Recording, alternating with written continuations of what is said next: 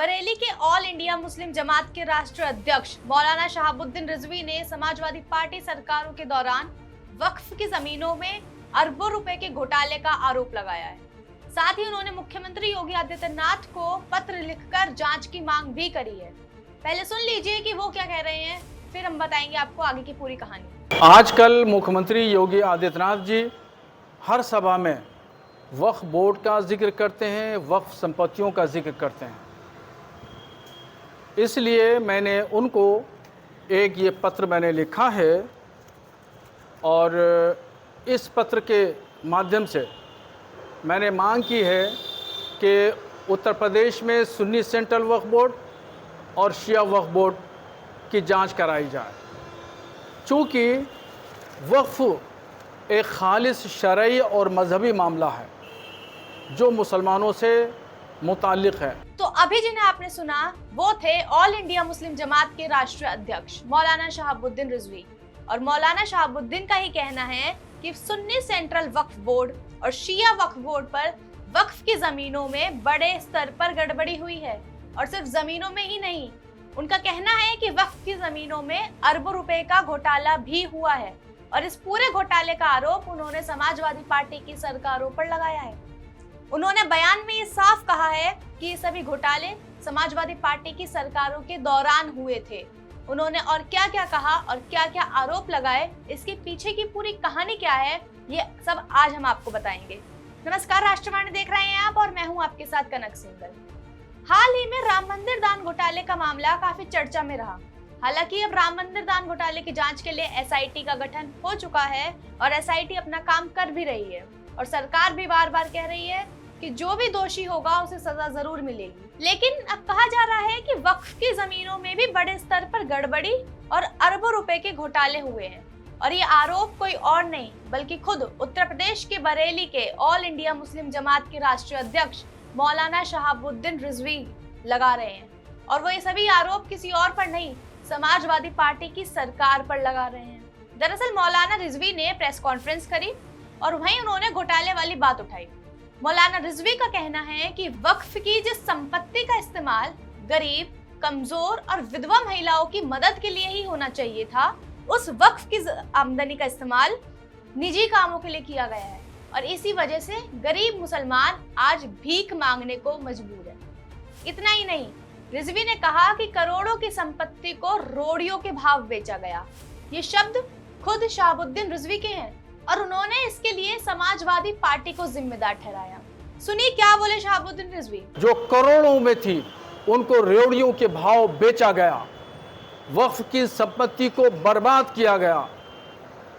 और ये सारी बर्बादी सबसे ज्यादा समाजवादी पार्टी के शासनकाल में हुई। और मौलाना ने आरोप लगाया कि वक्फ की जमीनों की खरीद बिक्री का घोटाला सबसे ज्यादा समाजवादी पार्टी की सरकारों के दौरान हुआ है। उन्होंने कहा कि जब जब उत्तर प्रदेश में सपा की सरकार बनी तब सुन्नी सेंट्रल वक्फ बोर्ड हो या शिया वक्फ बोर्ड, दोनों की जमीनों का सौदा हुआ और ये सौदा सरकार के देख रेख में हुआ।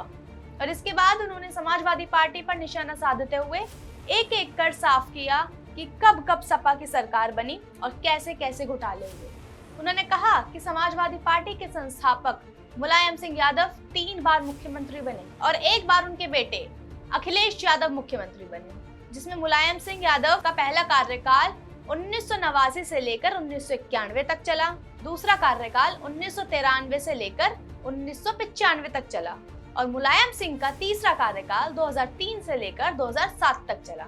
और उसके बाद 2012 से लेकर 2017 तक अखिलेश यादव मुख्यमंत्री बने।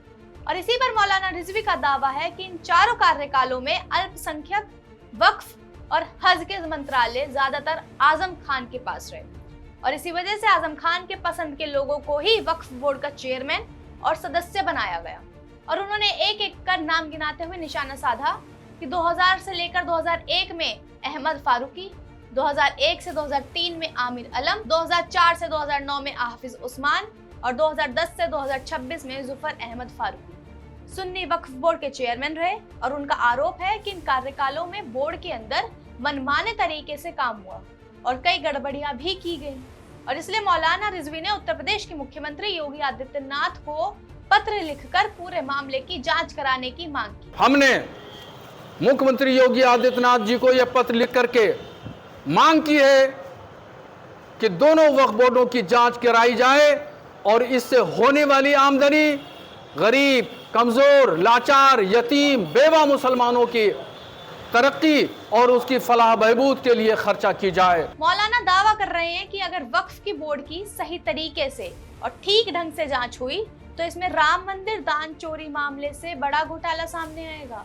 और उनका कहना है कि राम मंदिर में तो करोड़ों का घोटाला सामने आया, लेकिन वक्फ में अरबों रुपए का घोटाला सामने आएगा। और उन्होंने ये भी कहा कि सिर्फ बरेली में ही वक्फ की जमीनों से जुड़ा करोड़ों अरबों रुपए का घोटाला हुआ है, इसलिए सरकार को इस पूरे मामले की जांच करनी चाहिए। मुख्यमंत्री योगी आदित्यनाथ जी सही तरीके से दोनों वक्फ बोर्डों का जांच पड़ताल करा दें तो आप समझिए और पूरी दुनिया देखेगी कि राम मंदिर के चंदा चोरी से बड़ा घोटाला वक्फ बोर्ड का निकल करके सामने आएगा। वो लाखों का नहीं बल्कि वक्फ बोर्ड, वक्फ की संपत्तियों का जो घोटाला है वो अरबों का घोटाला सामने निकल करके आएगा।